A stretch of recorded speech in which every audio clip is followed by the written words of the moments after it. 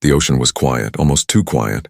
Waves shimmered beneath the moonlight like liquid glass, carrying whispers from distant shores. And then came the sound that split the calm in half.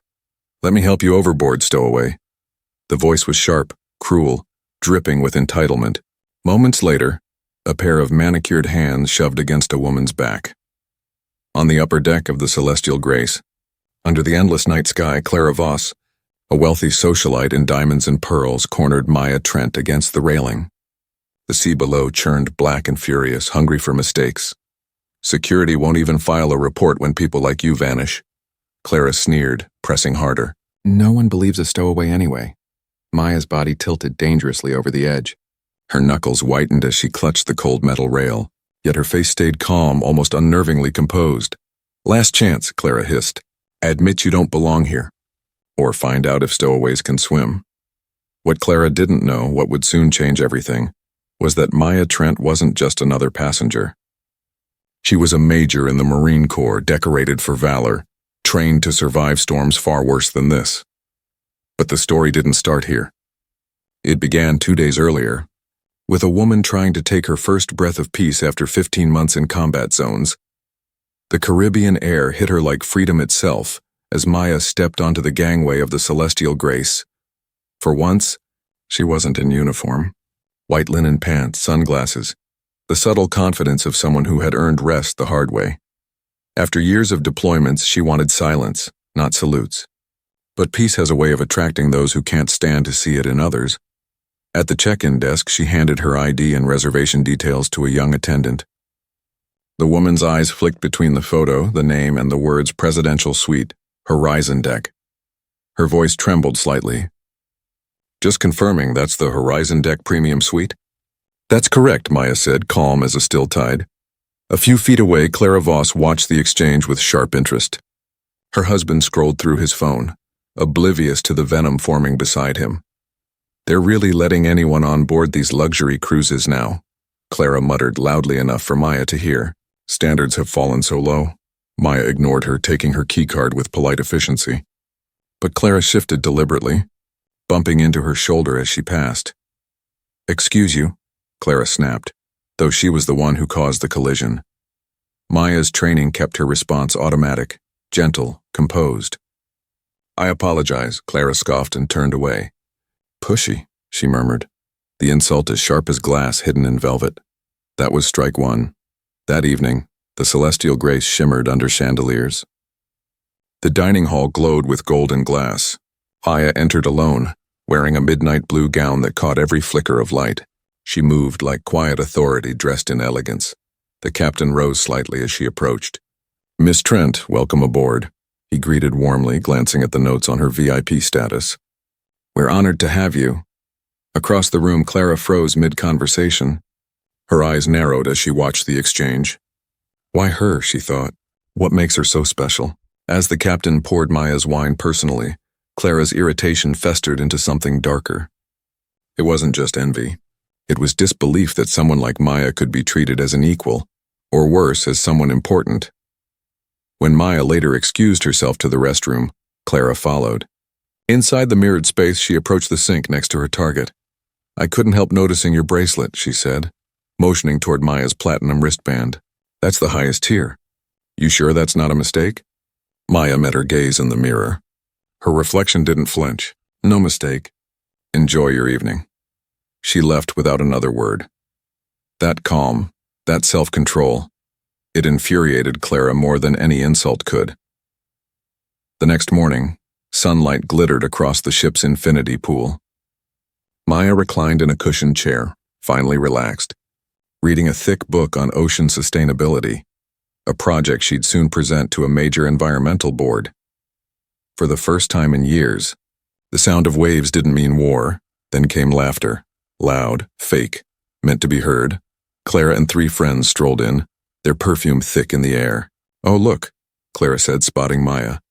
"They're really letting anyone use the premium deck these days." She flagged down a young pool attendant. "Excuse me, is everyone allowed here now?" The attendant stammered. "Yes, ma'am. This is the premium infinity deck. All guests here have appropriate access." Unsatisfied, Clara marched toward Maya's lounger. "This area's for premium guests," she declared. You don't seem to understand that. Maya lowered her book slightly. Her eyes met Clara's, calm but firm. I understand perfectly. I'll need to see your keycard, Clara said, hand outstretched. It's my responsibility as a top-tier member to maintain standards. You're not staff, Maya replied evenly. You have no authority to demand that. Clara waved to security, voice rising. Officer, I want to report suspicious activity. This woman's been sneaking around premium areas. The officer hesitated, clearly uncomfortable. Is there a problem, ma'am? Yes, Clara insisted. Items have gone missing and I saw her near the cabins. The guard turned to Maya, apologetic. I'm sorry to disturb you, miss, but could I verify your keycard? Maya handed it over without hesitation. He scanned it, then nodded. Everything checks out. My apologies. There must be some mistake, Clara snapped, face red. Check again. The guard shook his head and left. Humiliated, Clara grabbed her cocktail and turned sharply, accidentally, spilling it across Maya's open book. Careful, she said with a smirk. You might ruin something that doesn't belong to you. A brief, dangerous flicker crossed Maya's face, then vanished. She simply noted the moment in her phone later. Incident 1, guest harassment. No staff action taken. Evening fell again, and with it came tension. The elevator foyer gleamed with mirrors and marble. Maya waited in silence, dressed for the captain's dinner. Her black gown shimmered. Her mother's silver ring hung at her neck beside hidden dog tags. Clara and her friends arrived in laughter that stopped when they saw her. Are you lost? Clara called. The staff quarters are below deck. Maya didn't react. I'm speaking to you, Clara continued, stepping forward. Help isn't invited to formal events unless they're serving. The elevator doors opened. Maya stepped forward, but Clara blocked her path. This is for guests only, Clara said, pointing toward the service corridor. Other passengers looked away. One woman glanced up, pity in her eyes, but said nothing. A young officer approached. Is there a problem? Yes, Clara said quickly. This woman's trying to crash a private dinner. She's clearly not a guest. Do you have your card, ma'am? The officer asked Maya. She reached into her clutch. Before she could hand it over, Clara snatched it. This is fake, she declared, holding it up like evidence. A crowd began to form. No one moved. No one helped. Maya's voice was quiet, precise. Return my property. The officer, caught between them, stammered. Mrs. Voss, please just... You know me, Clara interrupted. I've sailed with this company for years. Trust me, something's wrong here. The officer swallowed, then turned to Maya. Maybe you could take another elevator just to avoid confusion. He didn't see it, but that suggestion was a wound. Not physical, but deep. He had chosen comfort over justice. Maya took her card back without another word. As she turned away, Clara whispered loud enough for the onlookers to hear. These stowaways are getting bold. Maya stopped. Every instinct in her body went still. You'll regret that, she said quietly before walking away. Maya returned to her suite in silence. The lights of the ship blurred through the glass as she stood by the balcony, breathing deeply, forcing the rage back down where it couldn't burn through her composure. She removed her mother's ring, placed it on the desk beside her dog tags, and opened her laptop. Each keystroke was deliberate. Incident 2. 2100 hours. Public harassment at elevators. Staff present but did not intervene. The words came cold and factual, but behind them lived the pulse of a soldier who had learned long ago that documentation is armor. Injustice could be buried under noise, but records, that was how you made the truth permanent. When she finished her report, Maya picked up her phone. Dad, she said when the line clicked, we need to move up the review. Her father's voice came through calm but heavy. Are you all right? Physically, yes. But what I'm seeing here confirms what we've suspected. There's rot in the company culture, and no one notices because they only see the guests who pay the bills. He exhaled. Do you want me to call the captain? No. I need to see how deep this runs when they think no one important is watching. Understood, he said quietly. You sound like your mother. She taught me well, Maya replied, touching the ring. The next morning dawned bright and deceptive. The kind of day that made you forget the night before. Maya dressed for the onboard culinary class, a private session for premium guests. Her phone, recording silently in her pocket, captured the sound of polished knives and soft music as she tied her apron. Chef Renato, a man with decades of practiced charm, introduced the lesson with a grand smile. Today we cook the sea itself. Mediterranean flavors, confidence and precision. Maya smiled faintly, focused on the process, laying out her utensils in perfect order. She had spent years arranging gear in combat zones. A kitchen was almost comforting. 10 minutes late, Clara swept in, her voice slicing through the calm.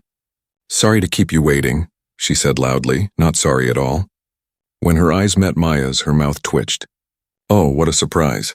You again." Chef Renato welcomed her politely, but Clara barely listened. She took the workstation behind Maya, her perfume strong enough to claim space. As the chef demonstrated how to fillet sea bass, Maya moved with effortless precision. Years of survival training had made her hands steady, yet she could feel Clara's stare at her back like a blade. When Maya stepped away to fetch herbs, Clara reached forward, subtle and quick, turning Maya's burner to high. Within seconds, smoke coiled up like a signal flare. The chef frowned. "Someone's stove is far too hot." Clara's voice came, smooth as silk dipped in poison. "Some people just don't know how to control heat. Probably used to microwaves, not real kitchens."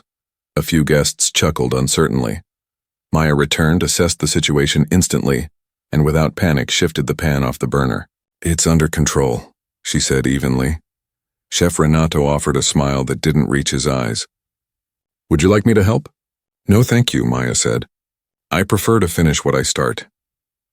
She salvaged the dish flawlessly, each movement deliberate, silent proof that grace could be its own retaliation. When she plated her meal, the sea bass gleamed like gold. Clara's jaw tightened. Then she bumped into Maya as she passed with a ladle of sauce. Red liquid splashed across Maya's white coat. "Oh dear," Clara said with mock sympathy. "Now you look more at home in the kitchen." Chef Renato laughed nervously. "Accidents happen. I'll have someone bring you another apron." Maya met Clara's gaze, voice calm as stone. "No need. This one tells a story." When class ended, a text awaited her. "Captain would like to see you, discreetly." She arrived in the captain's office that afternoon. The walls were lined with old maritime portraits and medals. Captain Raymond Holt stood when she entered, his expression both weary and alert. "Major Trent," he said quietly. "I should probably call you Lieutenant Colonel, but I assume you preferred discretion." "You know who I am," she replied. He nodded. "Corporate contacted me this morning. Your family's reputation precedes you." "Then you understand why I'm here," Maya said. "I'm assessing passenger experience." "How your staff handles conflict. How bias shows up when no one thinks it matters." He shifted uncomfortably. "Regarding Mrs. Voss, she's a long-time client. Her family books our most expensive suites twice a year. We can move you to the owner's suite for the remainder of the voyage." Maya's tone didn't change. "I'm exactly where I need to be." "How many discrimination complaints have been filed in the past 12 months? The captain hesitated. "We don't categorize them that way." "You should," she said softly. "Because ignoring a pattern doesn't erase it." He cleared his throat. "Perhaps we could focus on your excursions for tomorrow." "I'll focus on the truth," Maya interrupted. "You focus on whether your officers are protecting the right people." When she left the office, she knew the captain was already questioning the choices that had kept him comfortable for too long. Later, on the sun deck, Maya sat quietly at the bar with a sparkling water. The horizon burned orange with sunset. She almost believed the day was ending peacefully. Then Clara appeared again, dragging a security officer by the arm. "That's her!" she shouted. "She has my sunglasses." "My Prada pair." Heads turned. Guests paused mid-conversation. The officer shifted awkwardly. "Miss Trent, Mrs. Voss claims—" "Go ahead," Maya said, handing over her tote bag. "Search it." He did, nothing. "They must be in her cabin," Clara pressed. "Someone like her couldn't afford them." The officer hesitated. "We can't search cabins without evidence." "Do you know who I am?" Clara snapped. "One call and you'll be scrubbing decks by morning." The threat hung in the air. Maya's tone was quiet, lethal in its calm. "Officer, please note your name and position for my records." He blinked, startled, then nodded stiffly before walking away. As Maya turned to leave, Clara hissed after her, "I'll make sure you never set foot on another cruise again." Maya didn't turn back. Some battles weren't fought with fists. They were fought with proof, and she already had plenty. But the next confrontation would not end with words. It would end under the stars, at the edge of the world, where truth and arrogance would finally collide. Night fell like a curtain of glass, the ship drifting through a trail of silver light on the open sea. Most passengers were at the gala, laughing over champagne and music, unaware that something far colder was brewing on the upper deck. Maya walked along the quiet promenade, her thoughts steady, her movements precise. She had seen cruelty before, in deserts and cities where people lost their humanity in the name of survival. But here, surrounded by luxury and music, cruelty wore pearls and perfume.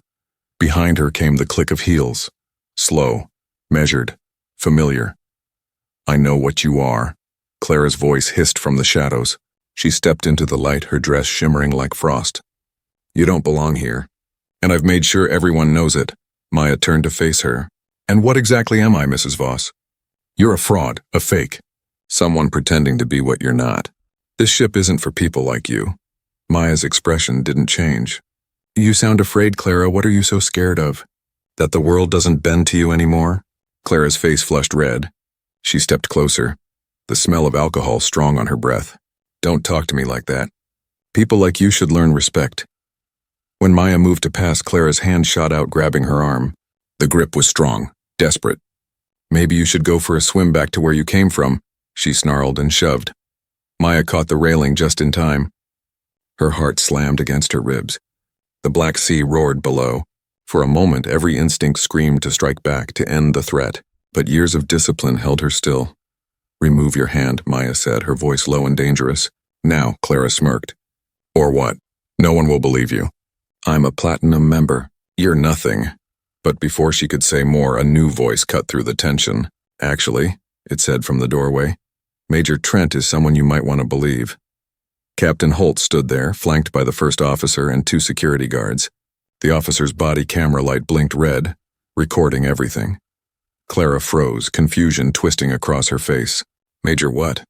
Maya straightened, her bearing shifting instantly into the posture of command. Shoulders squared, chin high, the steel of her rank visible in her eyes. She reached beneath her blouse and pulled out her dog tags. The metal caught the moonlight. "Major Maya Trent, United States Marine Corps, currently on leave." Clara's mouth opened, then shut. The captain stepped forward, his voice formal but tense. "Mrs. Voss, Major Trent is also the daughter of Richard Trent, our company's founder and primary shareholder. She's here conducting an independent assessment of passenger treatment and staff conduct." It took Clara a few seconds to process the words. When they landed, color drained from her face. "You can't be serious," she stammered. "You're lying." The head of security, a broad man with military tattoos barely visible under his sleeve, shook his head. "No, ma'am. We've verified everything. We also have video of your assault just now and audio from previous incidents." "This is ridiculous," Clara snapped, panic creeping into her tone. "I was just joking." "She's been aggressive from the start." Maya held up her phone, tapped the screen once. From its speaker came Clara's voice, clear and cutting. "These stowaways are getting bolder every cruise. Maybe she should swim back where she came from." The night went silent except for the hum of the engines. "Captain," Maya said evenly, "I believe this qualifies as an assault and a violation of maritime safety law." The captain nodded grimly. "Agreed, Mrs. Voss, your privileges are suspended immediately. You'll remain in your cabin under supervision until we dock." Clara's composure cracked completely. "You can't do this. Do you know how much money we spend with this company?" The head of security didn't flinch. "Ma'am, please don't make this harder." 2 officers stepped forward. Clara's protests echoed as they led her away, heels clattering against the deck until the sound disappeared into the corridors. Maya turned back to the captain. "This isn't about one passenger," she said quietly. "It's about a culture that allowed her to believe she could get away with it." He lowered his head. "I know." "Then start showing it," she replied. "Because the next report I write will decide how much longer this ship keeps sailing under the Trent name." By morning, word of the confrontation spread faster than the sunrise. Crew members whispered at breakfast tables. Some looked ashamed. Others looked relieved. For the first time, they saw that the rules weren't untouchable. Later that day, an emergency meeting filled the ship's executive conference room. Screens lit up with complaint data, witness logs, and reports long buried under resolved tags. Maya stood at the front, hands folded behind her back. "In the last 3 years," she began, 47 complaints involved discriminatory treatment. Of those, only 2 resulted in corrective action. The rest were dismissed, minimized, or erased. The hotel director shifted in his chair. With respect, Major, premium guests represent revenue, not immunity, Maya cut in. And enabling discrimination isn't just unethical, it's expensive. Every ignored complaint is a lawsuit waiting to happen. Every frightened employee is a future resignation. Silence settled over the room. For the first time, the ship's hierarchy tilted, and people began to see how far it could fall. Meanwhile, Clara paced her luxury cabin like a trapped animal. Her keycard no longer opened any door beyond the hallway. Her calls to friends and corporate contacts went unanswered. Her husband sat quietly on the couch, face pale.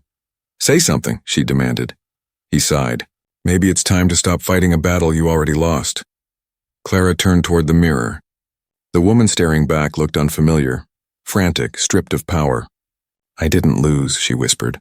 "I was humiliated." Her husband didn't answer. While she drowned in her silence, Maya met with the ship's legal officer, preparing formal reports for the company's board. The documentation was clear, thorough, and damning. The evidence didn't just expose one passenger's cruelty, it revealed a system built to protect people like her.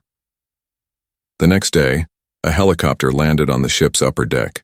From it stepped Richard Trent himself, Maya's father. His gray hair blew in the wind, his eyes sharp with restrained fury. He hugged his daughter first before saying a word. "You could have called me sooner," he said. "And missed the proof?"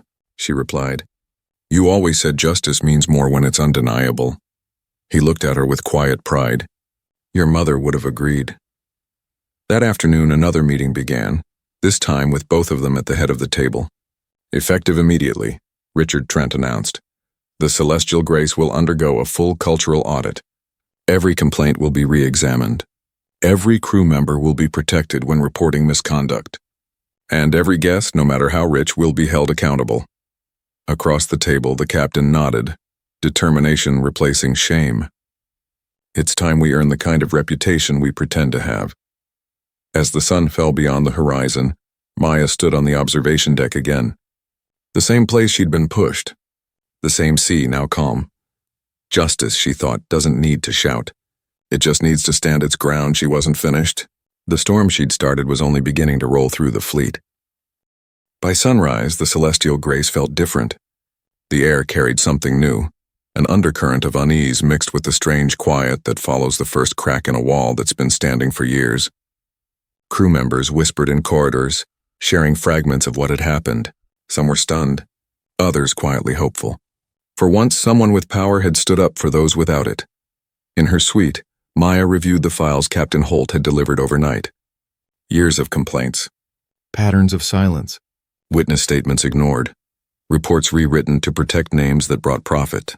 The deeper she read, the clearer it became. Clara Voss wasn't an anomaly. She was a symptom.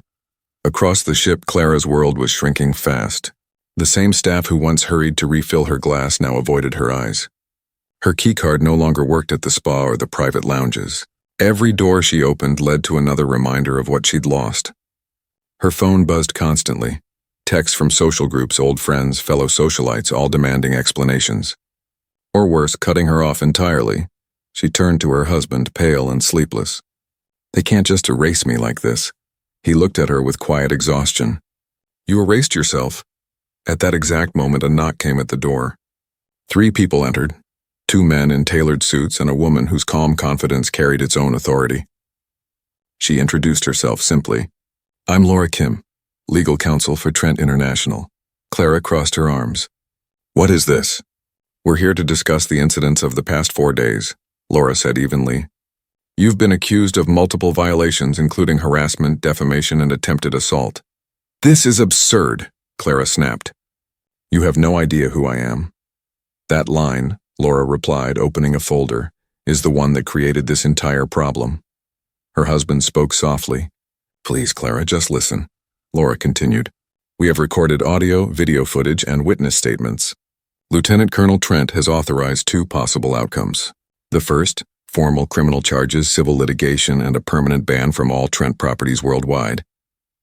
The second, mandatory training, a signed apology, restitution to affected staff, and a non-disclosure agreement."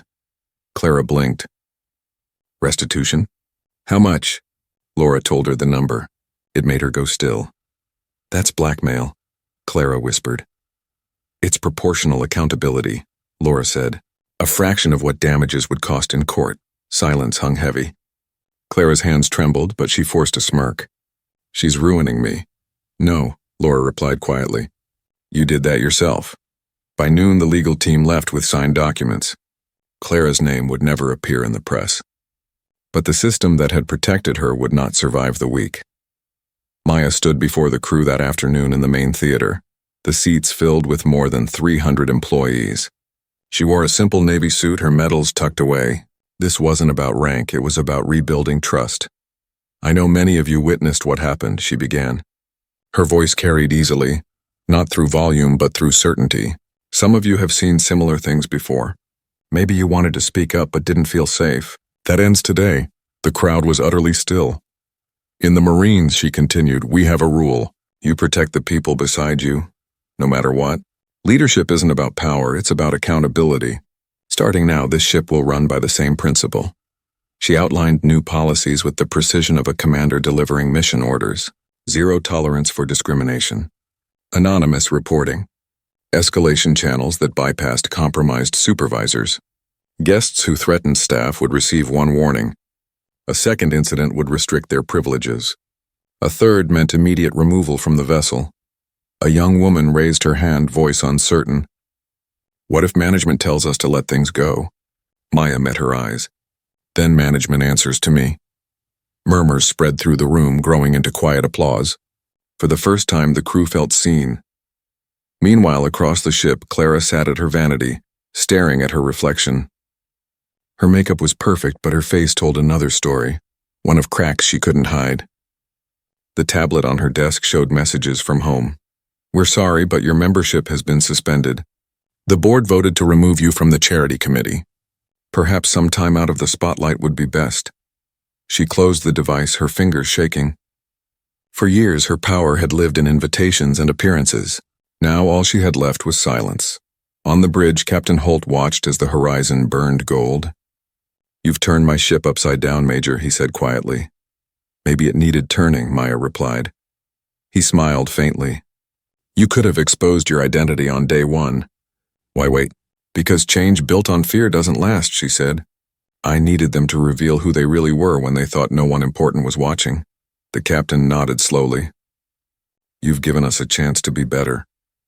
That night, word spread through the entire company. Within hours, a directive from headquarters ordered every ship in the fleet to conduct emergency training. Discrimination protocols were rewritten. Anonymous channels went live. For the first time in its history, the cruise line placed ethics above profit and meant it. Still, Maya knew reform on paper wasn't enough. Cultures didn't change because of policies. They changed because people stopped being afraid to do what was right.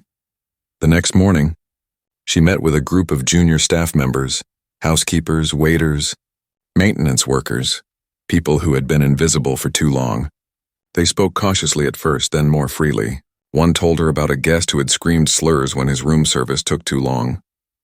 Another had been demoted for refusing to break safety rules to please a VIP. Maya listened to every story, noting every name, every detail. You're not invisible anymore, she told them. Your experiences are the foundation of what comes next. By afternoon, Richard Trent convened a video call with the board of directors from his suite. Maya stood beside him, silent until the data appeared on screen. Charts, complaint logs, financial losses tied to ignored misconduct. This isn't a public relations issue, she told the board. It's a leadership failure. And if we don't fix it, this company will collapse under the weight of its own hypocrisy. Some directors shifted uneasily. Others nodded. Her father watched, eyes steady. You heard her, he said. Change isn't optional. When the call ended, he turned to his daughter. You've done something most people only talk about. You didn't just fight one person, you challenged an entire system. Maya looked out the window at the horizon. Systems don't scare me. People who think they're untouchable do. Below deck, Clara packed her remaining things in silence. Her husband helped quietly, his eyes soft with regret. For what it's worth, he said, I'm sorry. I should have stopped you sooner. She didn't respond. The sound of zippers filled the room. By evening, the ship neared port. Word came that port authorities would meet them in San Juan. Clara's privileges were revoked. She would be escorted off first thing in the morning. She stared out at the dark sea, realizing the truth too late. Power without respect was never real. The engines rumbled below as the ship cut through calm water. The sea, unchanged, didn't care who was right or wrong. It simply reflected what it saw. Maya stood at the railing again, the same place she'd almost fallen. The wind was gentle now. Her reflection in the glass looked stronger than it had in years. Justice wasn't about vengeance. It was about balance. And for the first time, the scales felt even. But her mission wasn't finished. There were other ships, other crews, other shadows waiting to be exposed. She had just lit the first fire. The next morning, everything would change forever. Morning arrived bright and cruelly clear. The celestial grace glided into San Juan Harbor with the same polished elegance it always had, but something beneath that surface had shifted forever. The crew moved with quiet urgency. Passengers murmured about the drama that had turned their cruise into legend. And at the center of it all, two stories were ending, one in disgrace, the other in purpose. Port authorities stood waiting at the dock, their badges flashing in the sunlight. Clara Voss emerged from her cabin flanked by two security officers. She wore oversized sunglasses that failed to hide the tremor in her jaw. Her husband walked beside her, eyes down. Every click of her heels sounded like the breaking of an old illusion. Passengers watched through glass doors as the woman who once ruled the lounges and dining halls was led away in silence. In the captain's office, Maya sat with her father and the ship's senior staff. The air was heavy but not hostile. Everyone knew this moment mattered. Captain Holt began the hearing with measured formality, reading through the evidence like a man peeling away years of denial. Recordings, witness statements, video of the shove that nearly sent a woman into the ocean. When Clara was brought in, she tried to hold her chin high. "I acknowledge my behavior was inappropriate," she said quietly. "But I never meant for it to," Maya interrupted, her voice calm but firm. "Intent doesn't erase harm. You had every chance to stop." Clara looked at her then, and for the first time the defiance cracked. "If I'd known who you were—" "That's the problem," Maya said. "You shouldn't have to know who someone is to treat them with dignity." The words hung between them like judgment and mercy all at once. The captain outlined the final terms: permanent ban from all Trent properties, restitution, mandatory education, and immediate handover to the authorities for processing of the assault complaint. Clara didn't argue. The fight had drained from her entirely. As she was escorted out, Thomas Voss paused. He turned to Maya, voice low and sincere. "I should have stopped it. My silence made me part of it. I'm sorry." Maya regarded him for a long moment. "Change starts there," she said softly. "What you do next will decide the rest." Outside, a hush fell over the deck as Clara crossed the gangway. The harbor wind lifted her hair, carrying away the last traces of privilege mistaken for power. When the officers' car doors closed, a ripple of relief spread across the ship. Not joy, not triumph, but release. The following week in Manhattan, the boardroom at Trent International gleamed with sunlight and tension. Floor-to-ceiling windows framed the skyline, while Maya addressed a table of executives. Her presentation was simple and devastating. Charts of crew turnover linked directly to unresolved harassment claims. Financial losses traced to settlements buried under guest relations. Markets missed because an entire generation of travelers wanted integrity as much as luxury. "This isn't one ship's problem," Maya said. "It's a company-wide pattern. We can't advertise excellence and practice avoidance. The people who work for us deserve safety. The people who sail with us deserve fairness. And both deserve truth." Some directors exchanged wary glances. Others leaned forward, faces intent. Richard Trent broke the silence. "Major Trent has shown us the cost of looking away. I propose a permanent initiative on inclusion and accountability across all divisions. She'll lead it." No one opposed him. Within days, the reforms began. Every vessel in the fleet received new training protocols. Reporting lines were rebuilt from the ground up. Marketing campaigns shifted to show the real faces of the company. The diverse crews, the guests from every background sharing the same sunlit decks. Policies that had existed only on paper became daily practice. Maya visited each ship over the following months. She met with cooks and officers, housekeepers and engineers. She listened. She reminded them that doing what's right wasn't optional anymore, it was expected. Slowly, trust began to grow again, like green shoots through hardened soil. 6 months later, the Celestial Grace prepared for its rededication voyage. The decks had been refurbished, the crew retrained, the culture reborn. But the real change wasn't in the marble or the menus. It was in the way people looked at one another. Maya stood at the rail in full-dress blues, the Caribbean sun catching every polished ribbon. Devon, a young steward she remembered from her first day on board, approached with a proud smile. His badge now read Guest Experience Advocate. "The system went live last week," he said. 17 incidents already resolved, the kind that would have been ignored before. Maya nodded. "When people know there's accountability, they behave better." He grinned. "And the ones who don't? They find somewhere else to sail." The ceremony began on the main deck. A crowd of passengers and reporters gathered to witness the ship's new beginning. Captain Holt spoke first, his voice steady. "This vessel once drifted off course, not through the sea, but in spirit. Thanks to Major Trent, we've found our heading again." Maya stepped forward. "In service, we learned that leadership isn't about control, it's about responsibility. A ship, like a company, is only as strong as its respect for every person aboard. Luxury means nothing without dignity. Safety means nothing without equality, and progress means nothing without empathy." Applause rose, not thunderous but sincere. Even the sea seemed to listen. Later, as the sun set, Maya returned to the railing where her story had turned. The water below was calm now, golden with reflection. Her father joined her, hands resting on the same polished metal. "She would have been proud," he said softly. Speaking of her mother, the woman who had once fought her own battles in the same industry, decades before anyone listened. Maya smiled. She saw the cracks before anyone else did. "I just had the tools to widen them." Richard looked at her with the kind of pride words couldn't hold. "Was it worth all of this?" "Every second," she said. "Because what happened here won't stay here. It's moving through every ship, every office, every person who watched this unfold. That's how change travels, like the tide." They stood together as the horizon deepened from gold to indigo. The engines hummed beneath their feet, steady and sure. Around them, the crew laughed softly, passengers mingled, and somewhere music began to play. The Celestial Grace was no longer just a ship. It was proof that fairness could float, that justice could sail, that empathy could survive even in the most polished places. Maya looked out across the water and breathed in the salt, sharp air.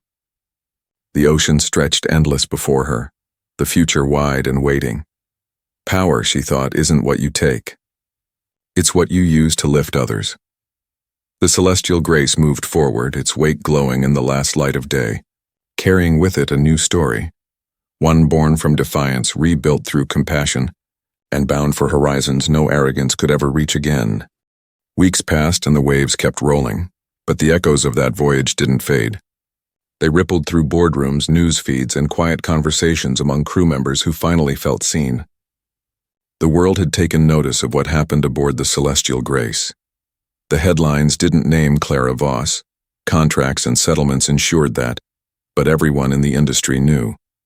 The story spread in whispers and coded language in reform memos stamped urgent. Maya returned to headquarters where glass towers mirrored the sky. She was no longer just the silent evaluator who boarded as a passenger. She had become something larger, a symbol of the new standard.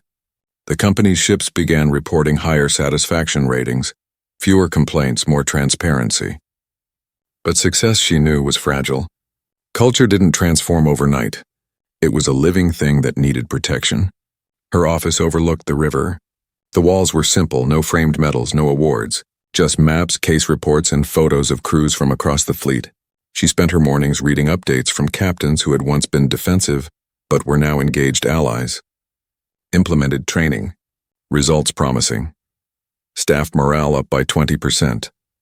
Guests commending fairness in enforcement. Each message was a small victory in a war most people didn't even know was being fought. Then one evening her phone buzzed with an unfamiliar number. The voice on the other end was quiet, hesitant. "Major Trent?" "Yes," she said. "It's Thomas Voss." The silence between them was long, heavy with things neither had said. "I know you have no reason to hear me out," he began, "but I wanted you to know. Clara's in treatment.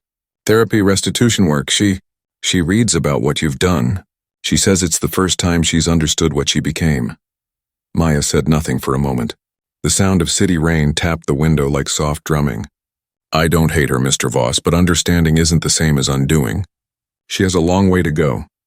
I know, he said. Still, thank you. For holding her accountable. For forcing her to see herself. When the call ended, Maya stayed still, watching the river currents shift under streetlights. Accountability wasn't about revenge. It was about reflection. And reflection, she knew, could hurt as much as any punishment. The following week, she was invited to a global hospitality conference in Geneva. Companies from every continent gathered to discuss inclusion, safety, and ethics in travel. Some expected her to appear as a hero. Instead, she walked onto the stage in her simple Navy uniform and spoke as a soldier who had learned the cost of silence. When I boarded that ship, she began, I didn't go looking for conflict. I went looking for peace. What I found was a mirror. Every industry, every company, every person has to face it sooner or later. The moment you stop seeing humanity in others, you lose your own. She told the story, not of Clara, not of titles or wealth, but of choices. Of a steward too scared to speak. Of an officer who looked away. Of a woman who stood at a railing and decided that composure could be stronger than rage. When fear rules behavior, injustice becomes routine, she said. When courage leads, fairness becomes culture. The applause that followed wasn't explosive. It was steady, rising like a tide. Executives approached her afterward, not for photo ops, but for guidance. They wanted to change, not for image, but because they finally saw the cost of inaction. Months later, she found herself back aboard the Celestial Grace, now preparing for its global voyage. The decks gleamed, the staff moved with new confidence, and even the passengers seemed lighter, more aware. In subtle ways, everything had shifted. There were no more whispered hierarchies, no looks of quiet fear. Just people, equal under the same sky. Devon approached, holding a small gift box. For you, he said. Inside lay a compass, old-fashioned but polished to shine. We all pitched in, for helping us find direction again. Maya smiled, the gesture rare but genuine. It's beautiful, he nodded. We thought you might need it. Every leader does. Later, as the ship sailed past the edge of sunset, she stood alone at the bow. The sea stretched out before her, limitless, unjudging. She thought of the countless faces she'd met. The ones who suffered, the ones who changed, and the ones still pretending they didn't need to. Behind her, a voice broke the quiet. It was the captain, now a man completely transformed. We've received reports from the other vessels. Complaints down. Employee retention up. You've started a revolution, Major. Maya didn't turn. Not a revolution, she said softly. Just a correction, he smiled. The sea remembers, you know. Every storm, every calm. I think this one will remember you. I hope it remembers everyone who learned, she replied. Not me. The captain left her there, bathed in orange light as dusk swallowed the sky. The engines hummed beneath her feet, steady and alive, carrying hundreds of souls toward new horizons. She touched the compass in her pocket. It wasn't pointing north, it was pointing forward. Beneath the roar of the wind, she whispered to the ocean, Justice isn't a destination. It's a course you set every single day. And as the Celestial Grace sailed on, its wake shimmered gold beneath the last of the light, carving a path that promised something rare in both war and peace, lasting change. Maya closed her eyes and breathed in deeply, her mother's ring warm against her chest. The water stretched forever, and for the first time in a long while, the world felt balanced. The ship moved forward. The story continued, and this time everyone aboard knew exactly what it meant to stay afloat.